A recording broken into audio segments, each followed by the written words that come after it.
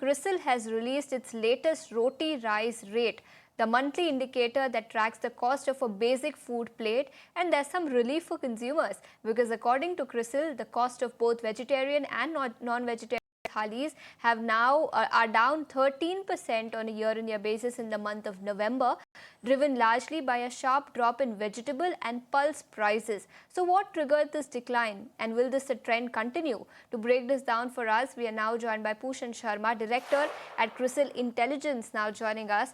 Mr. Sharma, afternoon, and thank you so much for taking your time out.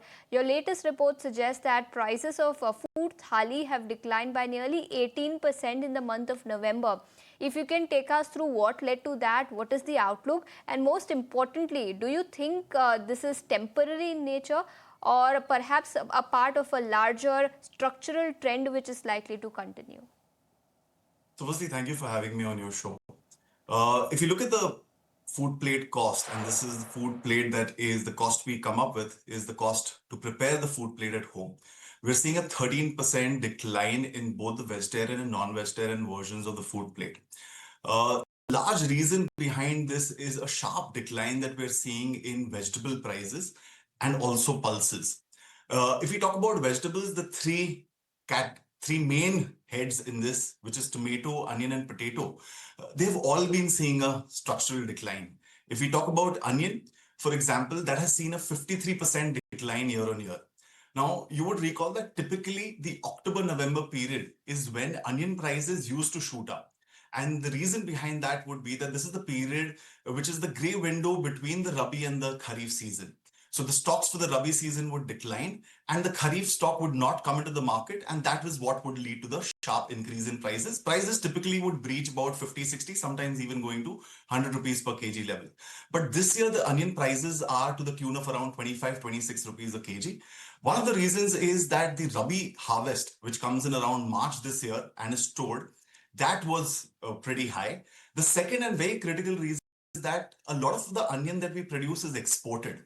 Now, we had put in duties last year on onion export, they were banned, and we have lost some of our traditional partners like Bangladesh, and we're seeing very low supply going to that market, which is creating an excess supply in the Indian market, which is one of the reasons what is putting pressure on onion prices.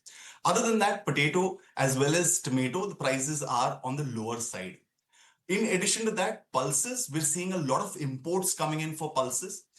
In fact, Canada, Australia have seen a very bumper production for the pulse category. And despite having a 30% import duty on yellow peas, the imports that are coming in are still cheaper than the domestic prices. For some of the other categories like red gram, black gram, the imports are unrestricted till March 2026. So these are some of the reasons why we're seeing a decline in the food plate costs. Okay, and most important question in everyone's mind, Mr. Sharma, is will the trajectory continue? What is your sense on vegetable and pulses prices going forward, at least in the near term, say next 2 to 3 odd months? Right. So if you see this has a play at two levels. One is the number trend and the other is the actual on-ground indications. A lot of the decline that we're seeing has been happening since February 2025. In fact, the food inflation print from June onwards has been negative. Now, this high base is likely to persist even in the month of December and to some extent in January. And from February onwards is where we could see that the food plate costs could show a slight increase. So that's largely if one were to look at the number trend. But looking at the on-ground sentiments, how the production for various crops is, what is happening is because of this negative price skew, some of the farmers are now not willing to sow some of these commodities. For example, onion, the prices have collapsed significantly. Farmers are used to a certain level of pricing in October, November.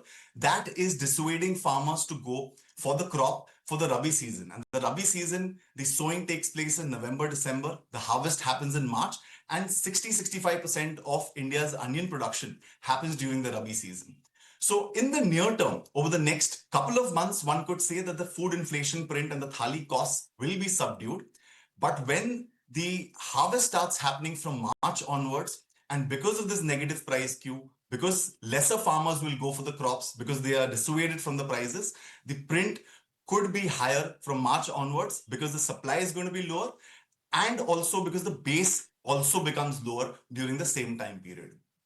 Okay, so prices are largely expected to remain subdued, at least in the near term, until March is the word coming in. But Mr. Sharma, I was going through your report, and it also suggests that if at all the government were to intervene, either in the form of government support or any kind of import duty, then prices could go up. At this point in time, what is the possibility or probability of government intervening for any of these pulses? So pulse is a category where we're seeing significant amount of imports. There have been duties that have been put in place when it comes to yellow pea. For some of the other categories, it is still unrestricted. And despite the duty that has been put on yellow pea, because some of the other countries like Canada, Russia, Australia, Africa, where we import these commodities from, they've had a bumper production.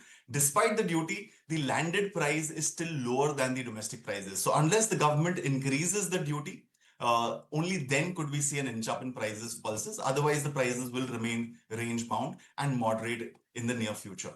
Okay, and do you think that the benefit of falling vegetable and pulses prices is translating into real reduction in prices for consumers, especially when we have to compare urban versus rural areas? What has been the trend there?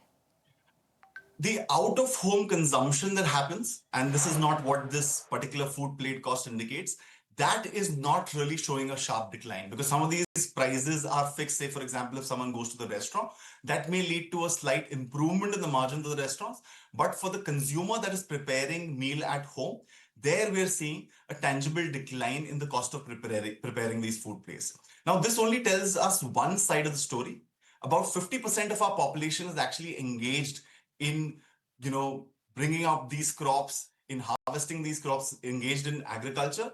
There is concern because the nominal agriculture GDP is actually now lower than the real GDP. So 50% of India, which actually produces these crops, is actually feeling the heat from these lower food inflation numbers, and their ability to spend gets tangibly reduced.